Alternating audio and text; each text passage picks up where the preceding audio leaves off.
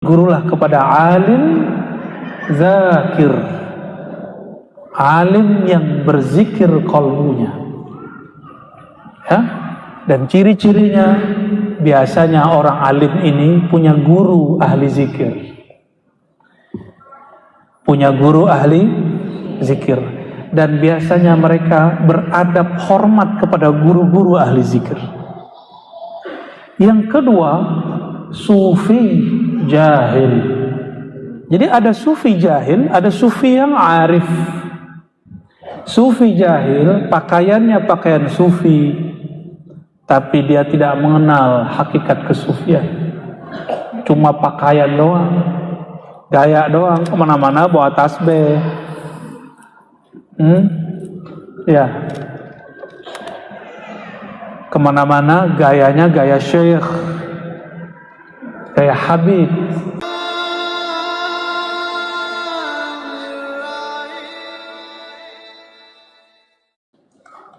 Mau jadi ahli syukur, maka berterima kasihlah kepada Allah di setiap nafas. Itulah umur kita. Dan di dalam Al-Quran, satu-satunya Allah bersumpah dengan umur, itu umurnya Sayyidina Muhammad sallallahu alaihi wasallam. La'amruka, begitu Allah berkalam di Quran. Sungguh demi umurmu, demi umurmu. Tidak ada Allah subhanahu wa ta'ala bersumpah dengan siapapun di antara makhluk ini, manusia, rasul, kecuali dengan umur Sayyidina Muhammad sallallahu alaihi wasallam. Umur, apa tadi umur? Satu hembusan nafasmu, hai Muhammad. Ya, umruka nafasun wahid.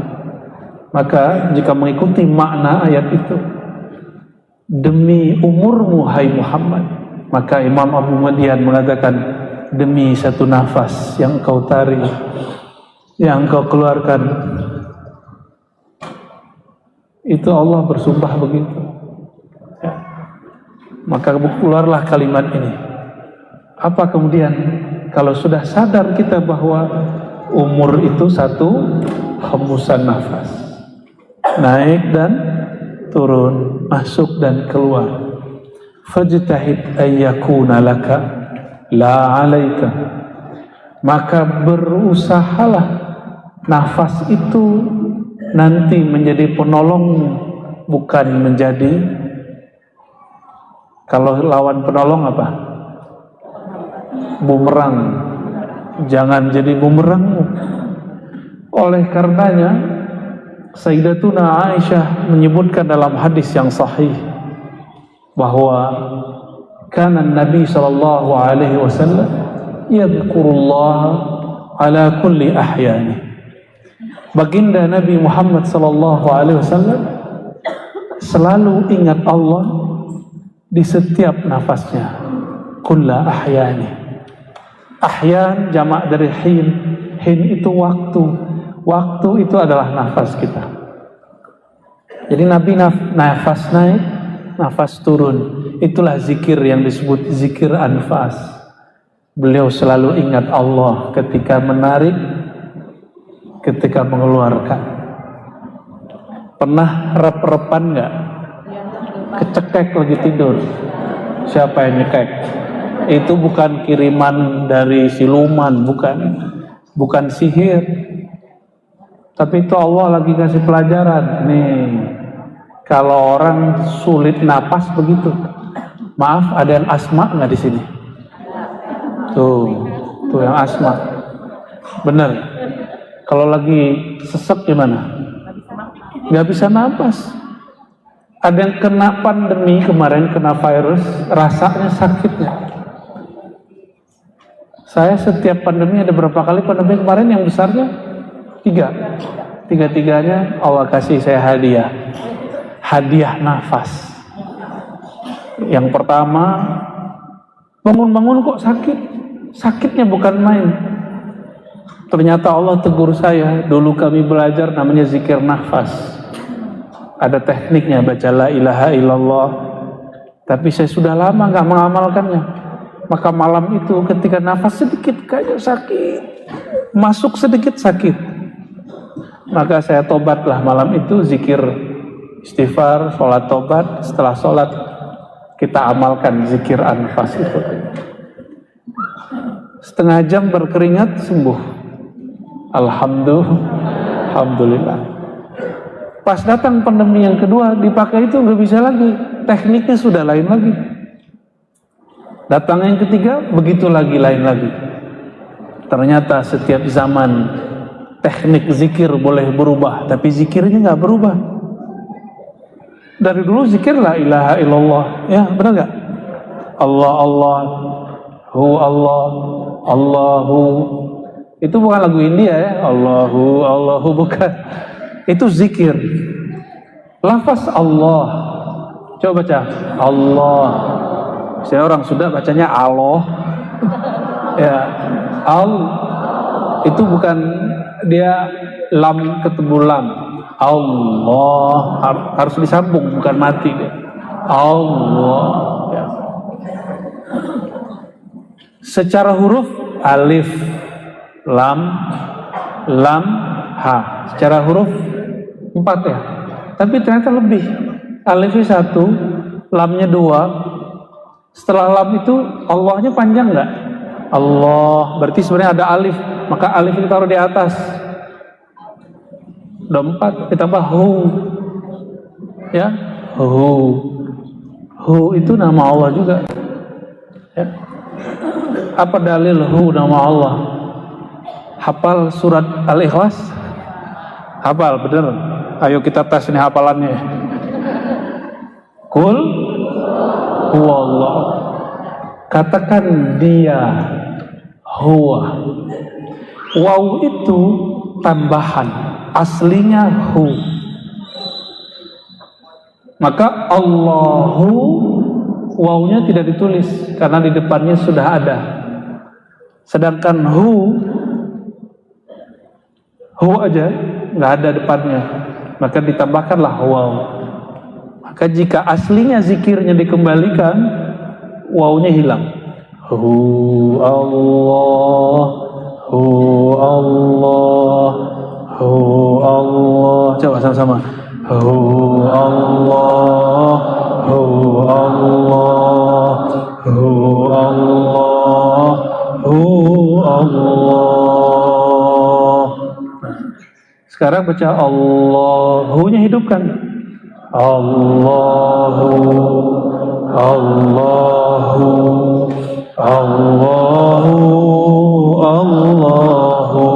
Allahumma sholli ala sayyidina Muhammad. Itu bukan lagi main-main. Orang yang tidak paham, walaupun dia orang Arab, kalau nggak mengerti ilmu huruf, akhirnya membid'ahkan zikir hu Allah. Ya. Coba baca ayat kursi, depannya aja. Allahu la ilaha illa hu. Ya, hu, bacanya hu, jangan huwa, kecuali disambung. Panjang nggak hu-nya? La ilaha illa hu. Pakai nafas nggak? Maka nafas terindah adalah nafas yang ada nama Allah Subhanahu wa ta'ala. Ya. Kalau Allah tidak beri kita nafas, bisa hidup nggak? Maka hubungan kita dengan Allah sedekat kita dengan nafas.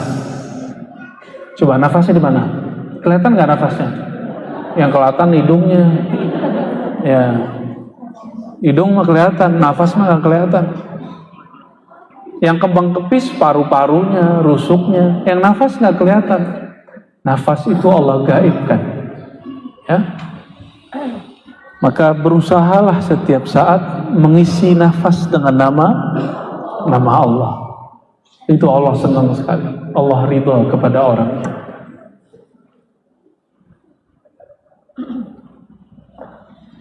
Nafas ini ketika dia menyebut satu nama, dia bergantung kepada makna yang ada dalam qalbu. Maka pada hikmah yang berikutnya yang ke-9 beliau mengatakan, laisa lil qalbi illa wijhatun wahidah. Qalbu, hati itu dia mengarah, tidak mungkin ke banyak wajah, ke banyak arah. Dia hanya satu arah. Jadi qalbu itu dia cuma mengarah kepada satu saja. Maka qalbu gak mungkin bisa mencintai dua zat, bukan dua orang, dua zat di saat yang sama. Karena zat hakiki hanya zat Allah. Selain Allah itu zatnya mungkinul wujud. Dan qalbu itu hanya tenang jika qalbunya sampai kepada cinta kepada Allah. Maka jangan terlalu cinta kepada suami atau istri atau anak. Itu yang dimaksud dalam hadis Imam Bukhari, kitab Al-Adab Al-Mufrad, ahbib habibaka hauban ma. Gitu ya. Kalau kamu cinta, sekedarnya saja. Karena cintamu bukan untuk makhluk, cintamu untuk Allah Khalikmu. Kenapa Allah tidak ridha cinta kita kecuali kepadanya? Karena man ahabba syai'an kana 'abdan lahu. Ini bukan hadis ya, ini ungkapan hikmah. Siapa yang mencintai sesuatu, dia akan jadi budaknya. Cinta duit, jadi budak duit. Cinta makhluk, jadi budak makhluk. Maka yang dicintai hanya Allah Subhanahu wa ta'ala. Jangan gagal paham ya, kita nggak bahas pernikahan. Saya lagi bahas bab mahabbah, bab cinta hakiki. Dalam hadis-hadis ilhami, ini bukan hadis qudsi yang bersanad. Ini kalam yang didengar oleh para aulia Allah ketika mereka mendapatkan pengalaman ihsaniyah atau syuhudiyah, menyaksikan Allah Subhanahu wa ta'ala. Bahwa Allah berfirman, kuntu kanzan makhfiyan, adalah aku perbendaharaan yang sangat unik dan tersembunyi. Kalau unik tersembunyi gak bisa dikenal. Tapi Allah mengatakan fa ahbabtu an u'rafa, hanya Allah yang boleh begini. Lalu aku senang dikenal, aku senang kemasyhuran, aku senang apa tuh, viral. Itu cuma Allah yang boleh. Hanya Allah yang boleh narsis, hanya Allah yang boleh sombong, hanya Allah yang boleh kagum ke dirinya sendiri. Maka jangan pernah kagum ke diri sendiri, ya. Jangan pernah kagum kepada diri, capek.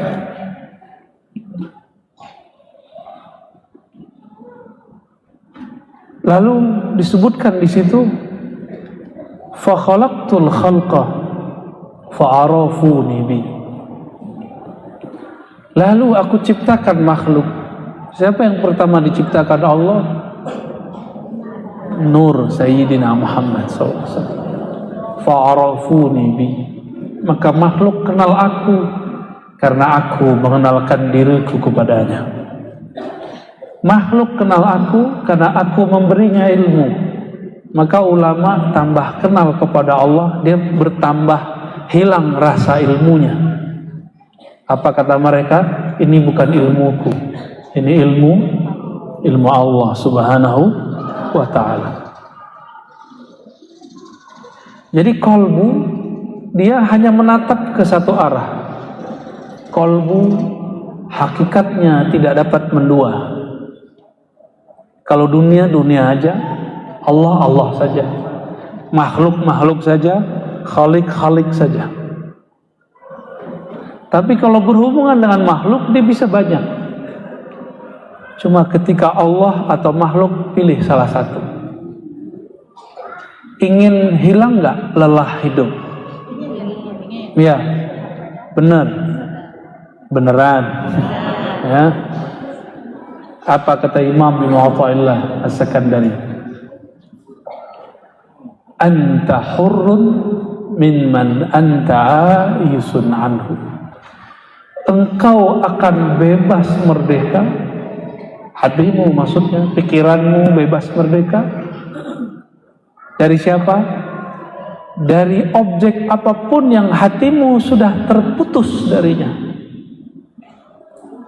Putuskan hubungan kolbu terdalam dari selain Allah Subhanahu wa ta'ala, maka pikiran kita ringan. Jadi apa yang membuat pikiran gak enak? Karena hati terkait dengan makhluk. Semakin banyak kaitnya, semakin digelisah. Kata ibu-ibu dulu, kalau anak sudah selesai kuliah, kerja, kayaknya enak hidupnya nggak. Tahu-tahu udah selesai kuliah nggak dapat kerja, stres lagi maknya. Datang ke ustadz nggak level, minta doain biar anaknya dapat kerja. Tapi ustadz doain aja. Kan malu datang ke ustadz minta doa. Ustadznya sendiri nggak kuliah, tapi ada kerjaan. Yang paling parah datang ke dukun minta kaya, dukunnya kere. Dukunnya jualan jimat biar kaya, tapi dia sendiri dompetnya zong. Kan nggak pakai akal sehat tuh, ya? Kita nggak anti dukun, karena ini ada yang lahir sama dukun kan, dukun beranak. Cuma karena dukun banyak, hati-hati pilih dukun, ya. Ini lagi rame bab dukun kan kemarin-kemarin. Jangan menghina dukun, karena jangan-jangan bapak kita atau kita lahir sama dukun. Ya, nggak boleh ikut dukun, ya. Semangat beragama, jangan menghilangkan adab, karena adab itu adalah agama tertinggi. Baru paham dikit la ilaha illallah, hajar orang, ya, merendahkan orang itu nggak baik, ya. Famatta tawajjaha ilaiha hujiba an ghairiha.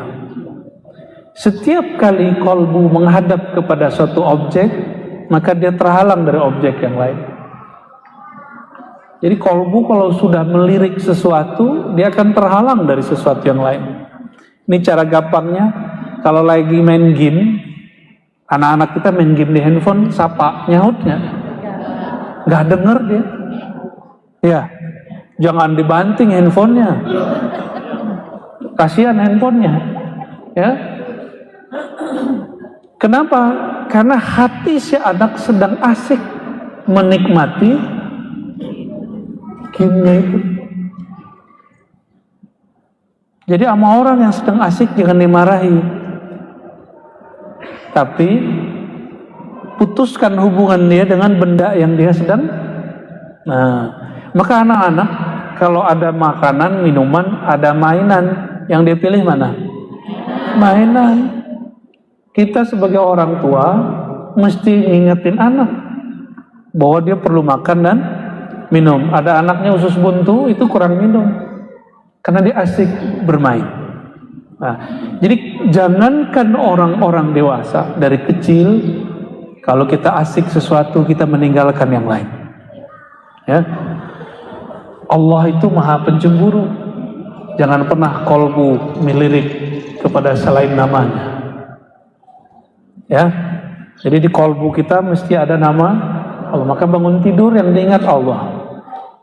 Allah nggak minta banyak-banyak, cukup 2 rakaat. Benar nggak? Kenapa nggak 4 rakaat? Kan lagi seger. Karena orang tidur nggak berdosa. Zuhur pengennya 2 rakaat, ya? Bener? Iya. Tuh kan pengennya yang ringan-ringan mulu, rukhsah. Gimana mau masuk surga? Giliran beramal pengen rukhsah. Apalagi kalau zakat, nanyanya biar nggak bayar zakat, ya. Biar gimana caranya terhindar dari bayar zakat, ya.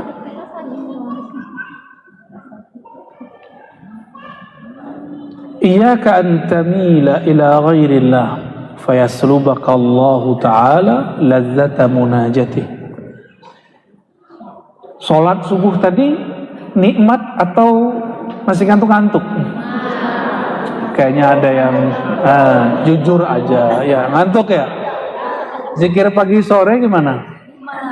Lagi zikir? Gitu ya. Bener. Malam tadi tahajud nggak? Tahajud apa takajud? Nonton. Tidurnya depan TV. TV-nya nonton. Ya, kasihan ya TV-nya nonton. Yang ditonton orangnya tidur.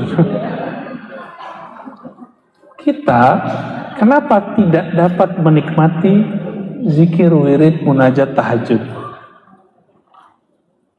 Jawabannya, karena ada kecenderungan hati kepada selain Allah, sedikit saja. Saya ini siang ngelirik satu benda, misalnya nih motor keren, keren juga nih motor, pengen beli, kepikiran, lagi zikir baca subhanallah, tapi kepikiran motor, Harley gitu. Malamnya kalau zikir terganggu, yang muncul Harley. Maka kita sholat tobat lagi, ya Allah ampuni kami. Maka ada tobat bukan dari dosa mata, tapi dari dosa kecenderungan kolbu. Udah pernah belum tobat dari kolbu yang berselingkuh kepada selain Allah? Belum, makanya sholatnya gak nikmat, wajar. Ya, kalau kita pernah tengkar sama pasangan, biar enak lagi hubungannya, minta maaf gak? Ya, kekasih sejati kita Allah. Jika pernah kita mengkhianati Allah, minta maaflah kepada Allah dengan sholat tobat. Istighfar, tobat yang banyak. Aku, ya Allah, hatiku telah menduakanmu. Udah pernah begitu belum? Jadi sama Allah tuh kayak pacar. Ya, manja-manja dengan Allah. Jangan kayak ketemu dengan Algojo, kamu gak sholat, raka. Jadi yang kebayang sama kita, Allah itu tukang ancam. Wahai yang maha mengancam, itu yang terbayang. Allah yang maha mengancam, itu gak ada namanya yang banyak, kecuali cuma Al-Wa'id, Al-Muntaqim. Yang lain isinya apa? 90% nama Allah isinya kasih sayang. Rahman, Rahim, semua. Hatta nama Allah Ar-Razzaq itu yang maha kasih sayang dalam memberi rezeki. Al-Karim yang maha kasih sayang dengan pemurah. Allah itu saking pemurahnya, meskipun kita lupa kepadanya, meskipun saudara-saudariku ini lagi sholat tapi nggak ingat Allah, ya kan? Allah masih kasih nafas gak? Coba kalau Allah itu pencemburu kayak orang depan-depan saya ini, kalau yang ono aman. Kayak yang depan-depan saya ini cemburunya kan tinggi, mau niru-niru Allah kan? Kalau tahu pasangannya senang sama yang lain gimana?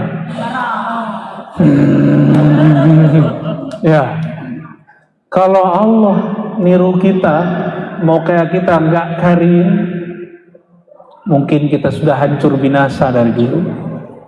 Dan Allah itu maha karim, sangat karimnya, sangat pemurah penyayangnya, khusus untuk umat Nabi Muhammad SAW. Umat terdahulu ada yang dikutuk jadi biawak. Makanya Nabi Muhammad SAW ngeliat biawak begini. Tapi Khalid Al-Walid makan biawak.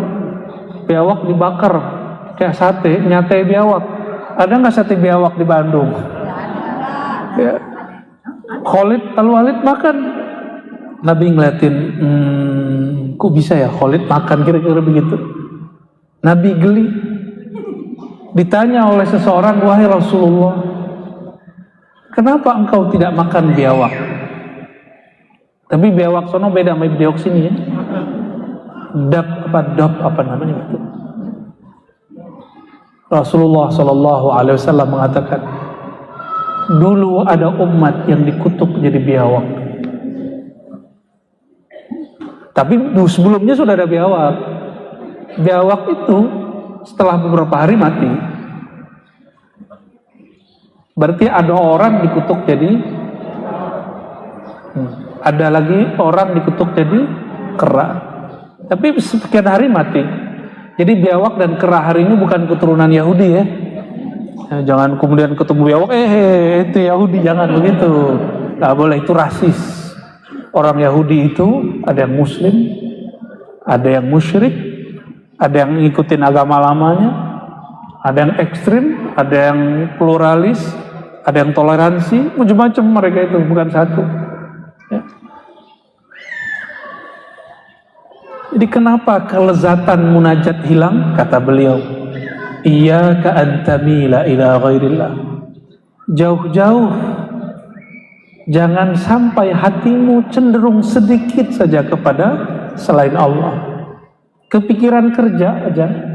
Jadi kerja itu cukup dijalani, gak usah dibawa ke sholat. Pikirkan tapi jangan kepikiran. Beda nggak?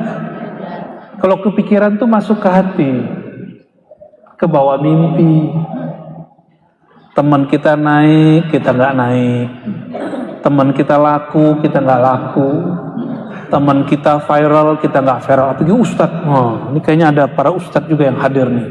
Ya, nggak usah cari viral. Cukup viralkan Sayyidina Muhammad sallallahu alaihi wasallam. Nabi Muhammad udah viral belum? Udah masyhur belum? Maka tidak ada sebenarnya kita memviralkan Nabi Muhammad sallallahu alaihi wasallam. Yang ada kita numpang viral dalam nama Nabi Muhammad sallallahu alaihi wasallam.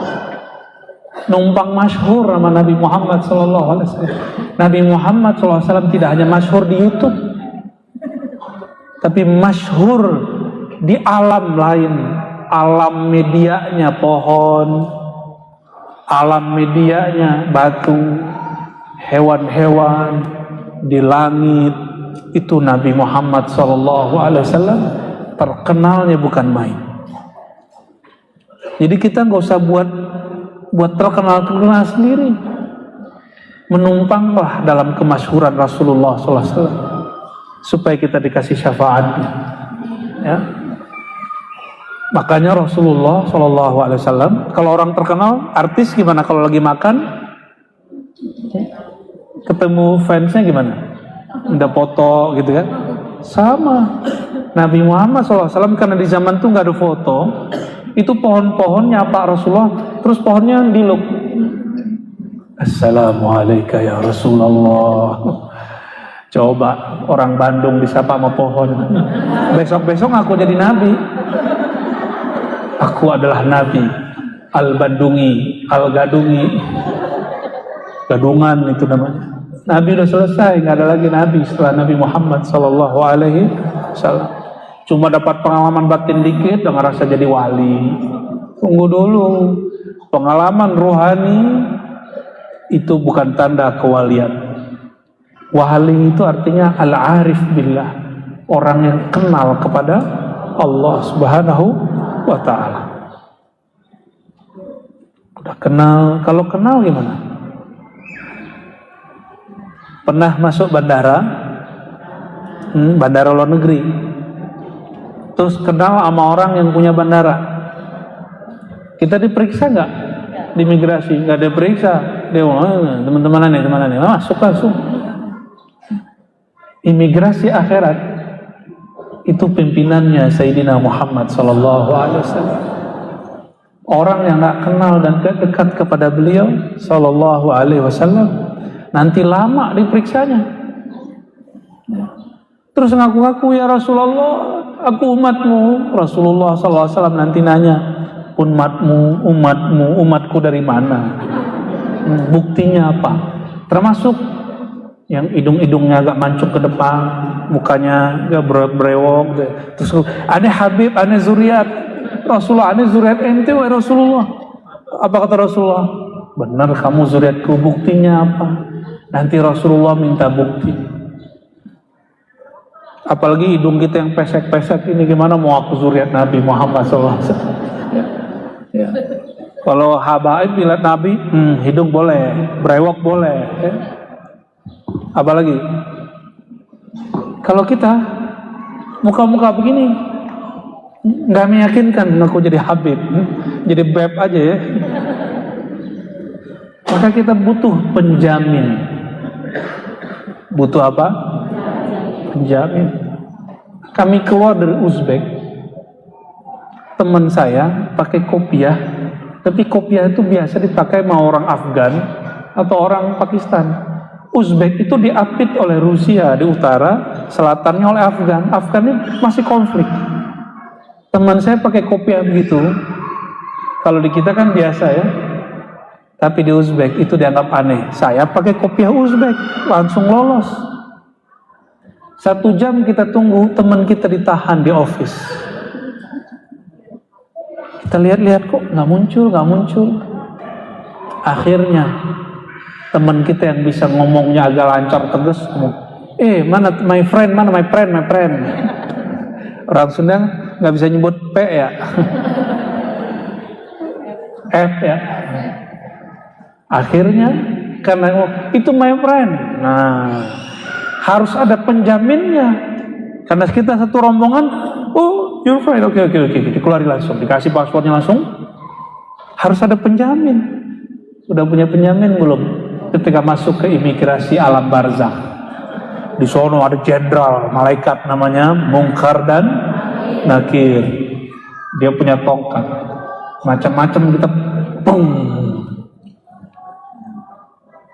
Makanya muka kita begini bisa bukan bonyok lagi, mungkin hilang sebelah kali ya. Munkar Nakir nanya, man rabbuka? Lidah mau jawab Allah, tubuh bilang enggak, Tuhanmu bukan Allah, Tuhanmu duit, Tuhanmu popularitas, Tuhanmu follower ya, apa? Follower. Tuhannya pengikutnya. Akhirnya ada juga yang level ustadz, Tuhannya yang di dalam amplop enggak, dalamnya. Bisa rusak hati cuma karena agak tipis-tipis sedikit ya. Dilupa tidak ada langkah yang dia langkahkan karena Allah untuk fisabilillah, kecuali satu langkah itu Allah bangunkan istana surgawi. Jadi tajir dia nanti di akhir. Tenang aja. Kalau orang kaya, orang baru kaya kependekannya apa? Orang kaya. OKB. Orang kaya baru. Kalau ke bendara, bajunya, dompetnya ditebel-tebelin kan, kartunya dibanyak-banyakin, udah gak zaman ya kan. Kalau handphonenya 3, lumayan tuh. Celananya Masya Allah, itu yang celananya gede ke bawah itu ya. Allahumma sholli ala sayyidina. Supaya disebut orang capek loh. Supaya disebut supaya itu capek. Hindari sekarang mulai ya. Mau ngaji hikam, kurangi mengikuti kata orang di luar, mulai ngikutin kata batin. Kita nggak nyaman, jangan siksa badan. Orang-orang hari ini supaya hidungnya agak nonjol dikit diapain? Itu, waduh, lihat nggak ini saya? Lihat, ini tadinya mau gede, kita mau biarin aja, ternyata gatel. Suntik doang sakit, bukan main. Gimana orang yang oplas ini tuh? Gimana yang ngurangin rahang itu? Tapi karena ingin dapat pujian, kamu cantik ya, kamu keren ya, mereka mau. Kasihan ya, kasihan. Orang-orang seperti ini jadi budak popularitas. Kalau budak popularitas, berarti dia bukan budak Allah, toh? Orang ini selama-lamanya lelah. Ta'iba abdud dinar, lelahlah hamba selain hamba Allah. Ya. Jadi orang-orang yang hatinya ada kecenderungan sedikit saja kepada selain Allah, kelezatan zikirnya Allah cabut. Fayaslubaka ladzata munajati. Murid Imam Abu Yazid datang kepada beliau. Imam Abu Yazid ini semasa dengan Imam Muslim, Imam Bukhari Muslim. Sering dengar? Imam Muslim wafatnya tahun 261 Hijriah. Sama dengan Imam Abu Yazid Al-Bustami. Kita sebut dengan Bayazid. Di Sunda banyak mamah-mamah itu disebut Mama Bayazid, Abu Yazid, Abu Yazid gitu ya. Di Bogor ada umurnya 130. Ya, di Bogor. Kita udah ketemu beberapa kali, pejuang dulunya. Kolonel beliau. Mungkin dulu pejuang berpangkat kolonel, wallahu a'lam. Itu namanya juga Abu Yazid. Imam Abu Yazid didatangi muridnya. Apa kata muridnya? Mungkin ini jawaban bagi siapapun yang bertanya di kolbunya. Pertanyaannya, ya Abu Yazid, wahai ayahanda Abu Yazid, kenapa ketika aku zikir rasanya tidak selalu menetap? Kadang nikmat, kadang tidak nikmat. Benar? Kadang lezat, kadang tidak lezat. Bahkan beberapa waktu belakangan ini sulit sekali menikmati tahajud. Aku bangun tahajud tapi tidak menikmati tahajud. Aku zikir pagi sore tapi tidak nikmat. Aku datang manakiban, zikiran, istighosahan, wiridan, rotiban, tahlilan, khataman, khotam, semua nggak ada. Semua wirid, semua majelis lain tapi gersam. Apa kata Imam Abu Yazid? Wahai ananda muridku, jika engkau tidak merasakan lezat munajat di malam hari, berarti engkau berkhianat kepada Allah di siang hari.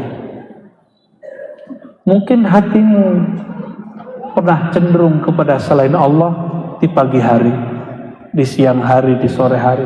Maka malamnya Allah ambil. Nikmatnya udah gak ada. Tahu jawabannya jadinya? Kalau malam kita sudah cenderung kepada selain Allah, kalau siang ditambah malam kira-kira gimana? Dulu di zaman Imam Abu Yazid belum ada TV, belum ada Netflix, belum ada YouTube. Maka mereka dulu gak ada gangguan apapun. Cuma terganggu karena kerjaannya, melihat lawan jenis, melihat orang-orang masyhur, pengen masyhur. Terganggu sedikit hatinya. Malamnya tidak merasakan munajat. Terus gimana nasib orang-orang yang tidurnya di depannya TV, di tangannya YouTube? Gimana nasib orang-orang yang dihantarkan tidurnya dengan Netflix? Kita nggak ngelarang orang nonton yang baik-baik, tapi pinter-pinter memilih tontonan. Ya, kita nggak ngaramin nonton Korea kok ya. Apalagi Koreanya yang bajunya sopan-sopan, yang dulu-dulu kan banyak ya, yang di situ ada muatan-muatan pengetahuan, nggak ada masalah. Ya pintar-pintar. Allahumma sholli ala sayyidina Muhammad. Al-Basirah Tahqiqul Intiba, ini nanti kita jelaskan. Adarrul asya. Apa yang membuat kita terganggu? Ini zaman dulu belum ada sosial media, belum ada gadget. Sesuatu yang mengganggu batin seorang hamba kepada Allah dulu ada 3. Ini dulu. Jadi jangan heran, ini berlaku sampai hari ini. Kenapa ada teman kita tambah ngaji, tambah saklek, tambah ngaji, tambah dablek, ya, tambah ngaji, tambah teler, tambah ekstrim. Kenapa? Ternyata dari dulu sudah ada. Tambah ngaji, tambah gak waras, ngomongnya gak jelas. Ternyata dulu sudah ada. Kata beliau, adarrul asya. Teman, guru, lingkungan yang paling berbahaya untuk kolbumu ada 3 yang paling, masih banyak. Pertama, suhbatu alimin ghafil. Engkau berguru, engkau bergaul, mengikuti kajian guru, tapi kolbunya lalai kepada Allah. Kalau ketemu ngobrol dunia mulu, kontrak mulu, ya enggak? Udah ketemu belum? Ya. Oh, itu godaan begitu dahsyat. Dahsyat sekali.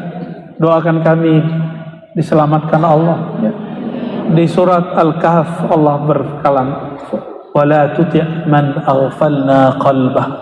Jangan ikuti orang yang kolbunya kami buat lalai. Lalai dengan apa?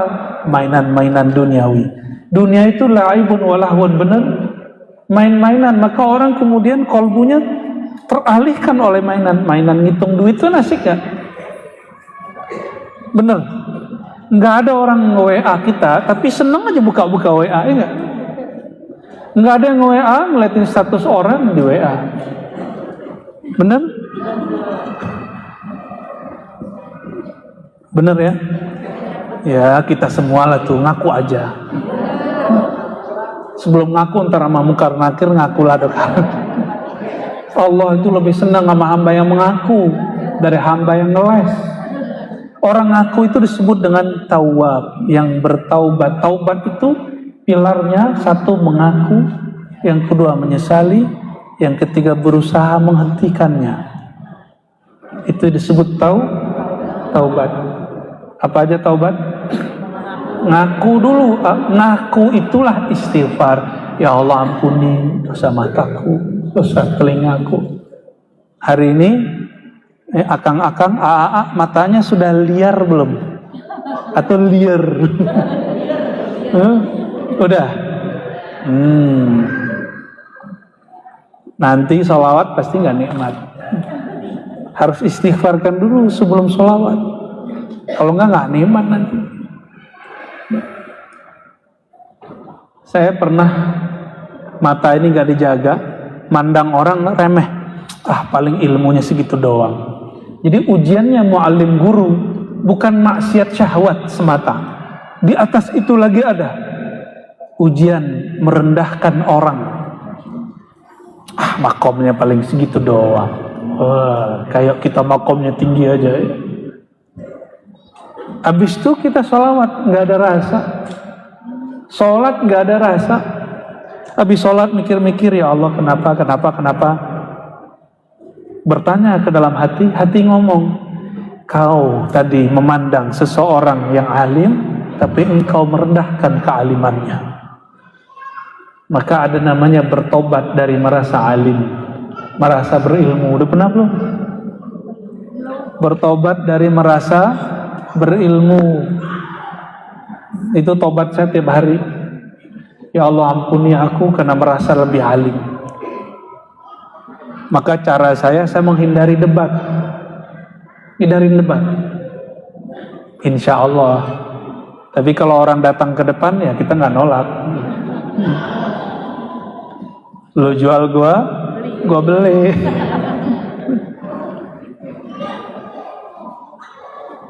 Itu yang pertama. Jadi berguru tapi gurunya punya kolbunya lalai. Itulah asbabnya. Kenapa ngaji itu hambar? Akhirnya dulu saya masih ingat 5 tahun lalu saya buka pengajian di satu tempat. Kata ibu-ibu, Ustadz jangan serius, wajahnya serius amat. Ya Allah, wajahku serius. Ustadz tuh yang ceramah tuh yang bikin kita ketawa kayak. Baik bu, ibu mau nangis ya? Gitu. Masa sih? Lebih asik nangis bu daripada ketawa. Karena ketawa mengeraskan kolbu, tapi menangis melembutkan kolbu.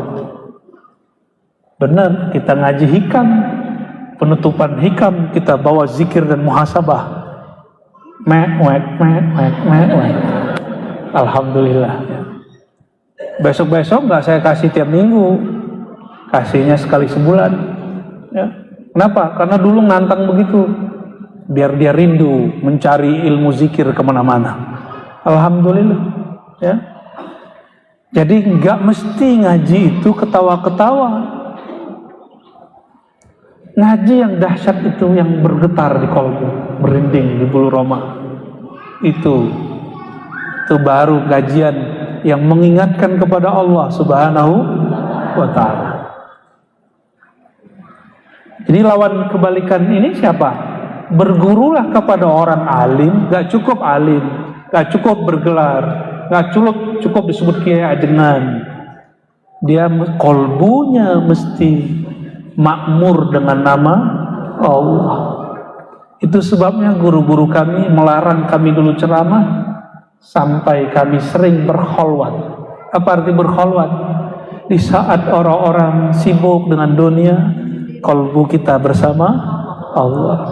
Karena belum sanggup, sama badan-badannya dikholwatkan, dipisahkan dari teman, disuruh 40 hari berwirid. Itu latihan. Itu bukan pengalaman rohani, itu cuma latihan rohani. Kalau pengalaman rohani nggak banyak yang saya ceritakan. Yang saya ceritakan cuma yang boleh diceritakan, seperti mimpi ketemu Rasulullah, itu boleh diceritakan. Tapi pengalaman-pengalaman yang lain kita keep, itu rahasia saya dan Allah Subhanahu wa Ta'ala. Berarti bergurulah kepada alim zakir, alim yang berzikir qalbunya, ya. Dan ciri-cirinya biasanya orang alim ini punya guru ahli zikir,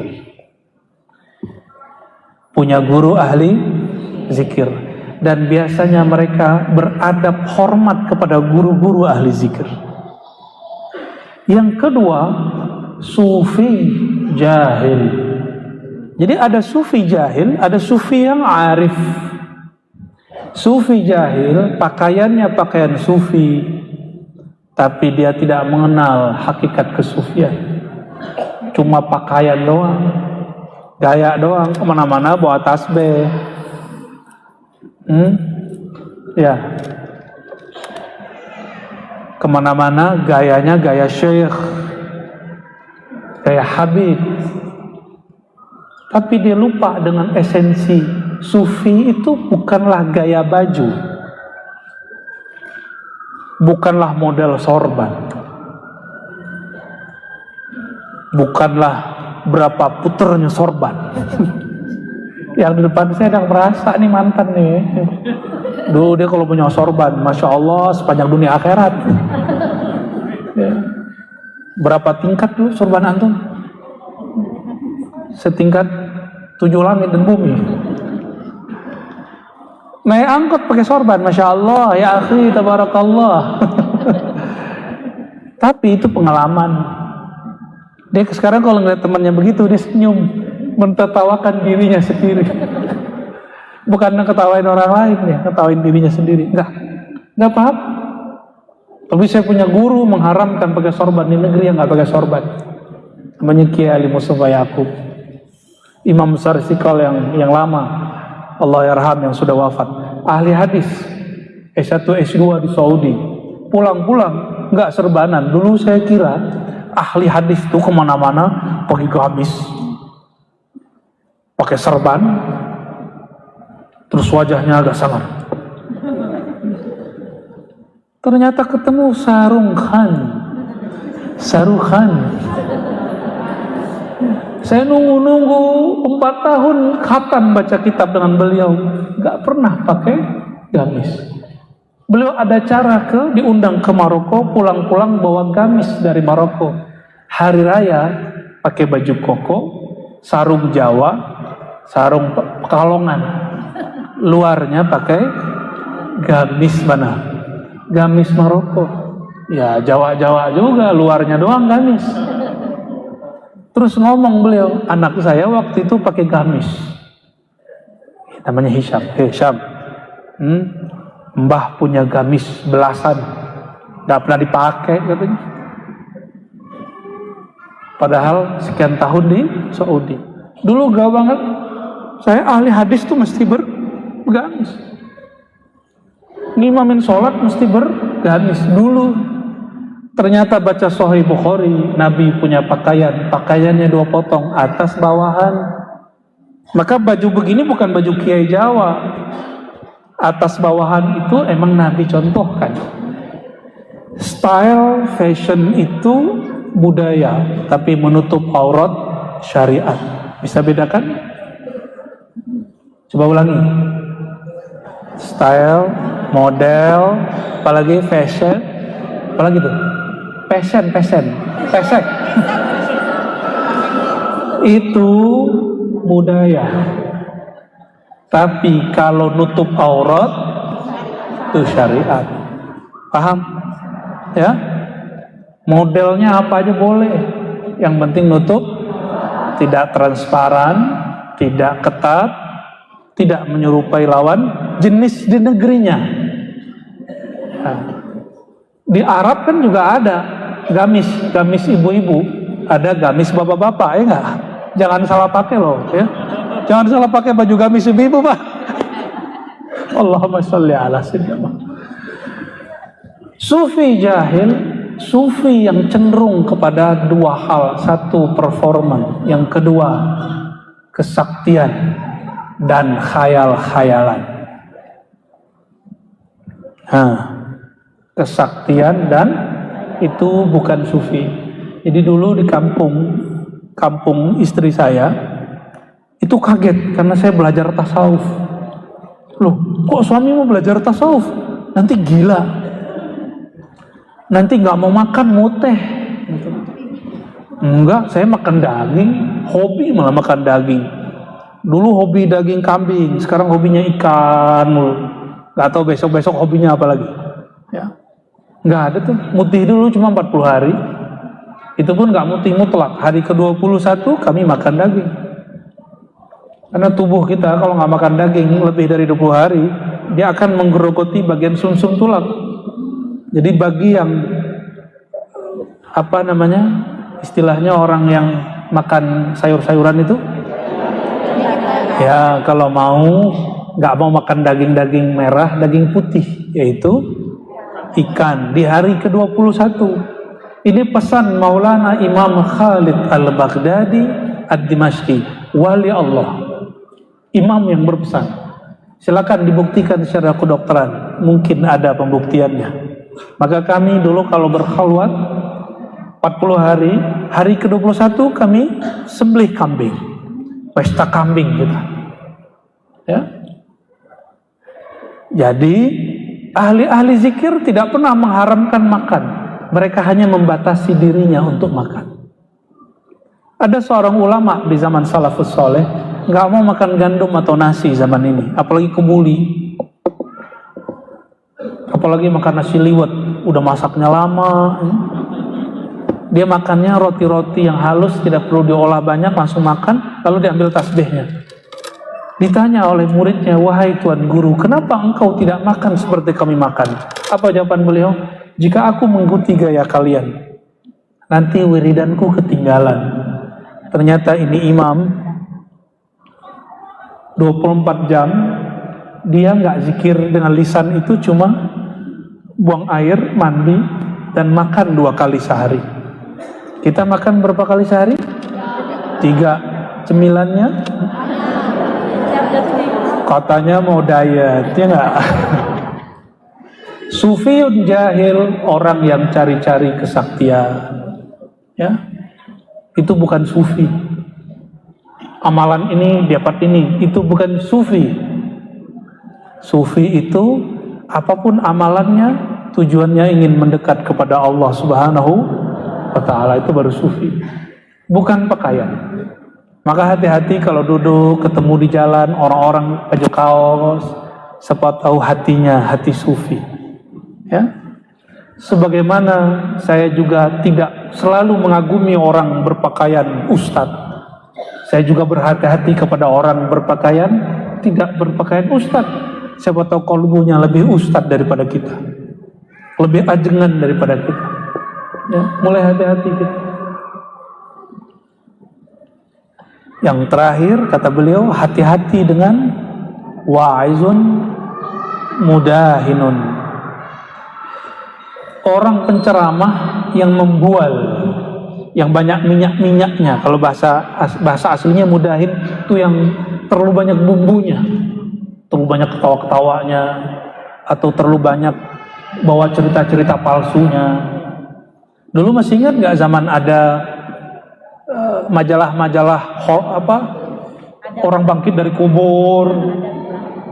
Itu tuh jangan sebut yang ntar marah yang punya. Ya, masih ingat nggak? Ya, cerita-cerita begitu dulu laku. Ini zaman sudah beda.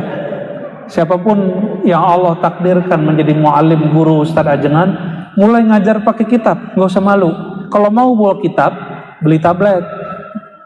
Ya, kalau males apa nggak sanggup beli tablet, gimana dong? Doa aja deh. Allahumma sholli ala sayyidina Muhammad. Kurangi 3 ini. Kata Imam Nawawi,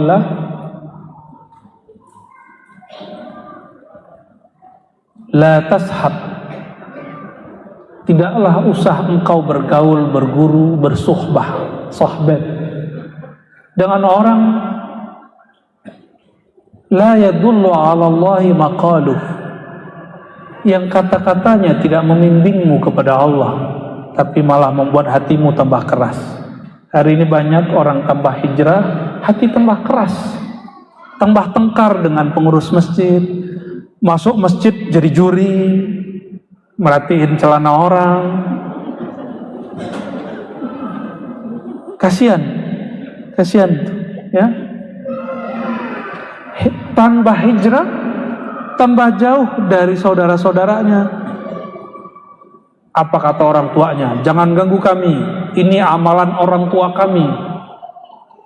Kata dia, dibawalah satu ayat. Ayat ini turun untuk nenek moyang orang Quraisy yang kafir, bukan nenek moyang yang muslim. Apa kata dia?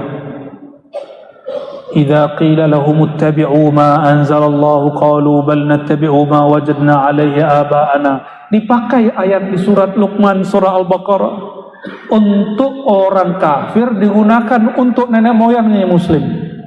Kalian ini seperti orang kafir Quraisy, diajak mengikuti Allah dan Rasulnya, kalian mengatakan kami ikut nenek moyang. Ada yang begitu ngomong? Banyak yang begitu? Ya, dia lupa nenek moyang kita bukan musyrik, nenek moyang kita muslim. Ayat itu untuk orang musyrik. Jadi tidak semua nenek moyang itu musyrik. Jangan pakai ayat sesuka, mentafsirkan ayat sesuka. Falitabawwa maq'adahu minan nar, siap-siap tempatnya di neraka.